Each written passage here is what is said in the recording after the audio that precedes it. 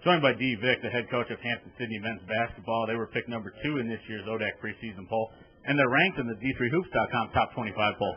Coach, with those rankings right there, number 2 in the conference, and then inside the top 25 in the country, what are your expectations for your squad coming into this season? Well, it's certainly nice to be recognized, JJ, but as you know, the polls at the end of the season are the ones we're concerned with. The recognition is nice. You know, I'm excited because we have some experience finally. Our first recruiting class is now seniors, and we got 5 of them, and they're providing great leadership right now. You mentioned that senior class. You also have 3 starters that are back, a couple of them underclassmen, but talk a little bit about the experience you expect those seniors to help provide some of those younger players gel into your program this year.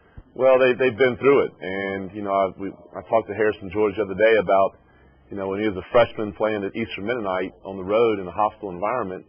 It was new to him, and now he's been there and he's done that, and so he's used to going at tough places to play like Eastern Mennonite or Virginia Wesleyan or Randolph-Macon, and we're more prepared for that. You mentioned Harrison George there, one of the most skilled players we've seen in the conference in a long time, especially being a forward position. He's a 2-time first-team player. What do you expect out of him here for his last season at Hampden-Sydney?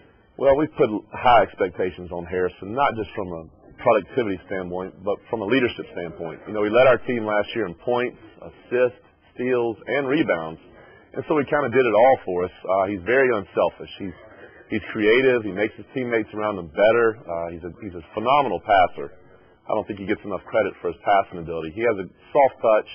He's worked on his perimeter jump shot. You know, I think he's one of the best in the country.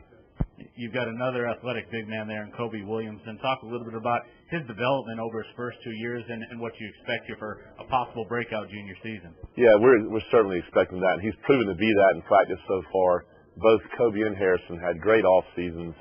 I was fortunate to be able to go on an overseas trip with the 2 of them on a Division III All-Star team.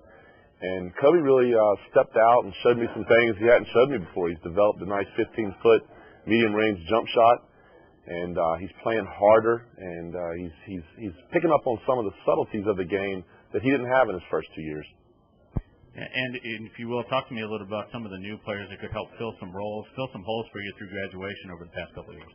Yeah, we have, you know, one of the guys coming off the bench that'll help us is Sasha Obradovic from Serbia. He's really played well so far in the first couple weeks.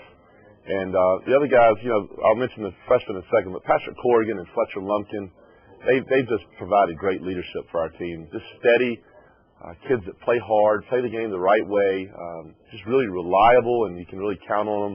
I'm real excited for their development. Hopefully they can have great years. Our freshmen, we have 3 new players. We have a transfer in Sam Dale, who's a good athlete that can really shoot the ball, and you know he's been well coached in high school. Ben D'Alessandro from over in Charlottesville just really drilled the fundamentals into him, which is exciting to have that finished type product as a newcomer. And then Mike Murray and Mitch Owens are 2 guys that I think are going to have really good careers at Hampden-Sydney. Both are competing hard right now to get in the mix, and they might. You know, we have a lot of guys returning, but they both bring something very different to the table, and I can see them, you know, making a difference this year. And Coach, if you will, let's take a look at the conference a little bit. We've got 3 teams in the top 25, including your squad so far, and that's by D3Hoops.com. What are your expectations, being a little closer to the conference than some of those that would vote on polls? What are your expectations for the league this season? Well, it's to me it hasn't changed. I mean, every game is a war.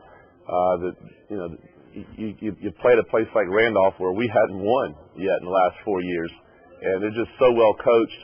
It's a tough place to play. I mean, each night out, it's going to take a great effort. You got to make some shots to get a win. So once again, it'll be a tremendous league. I think it'll be a year that we might get 2, possibly 3 teams in the NCAA tournament. It's going to be exciting. Well, Coach, we look forward to seeing the Tigers on the court this season. Good luck this year. Thanks for having me, JJ.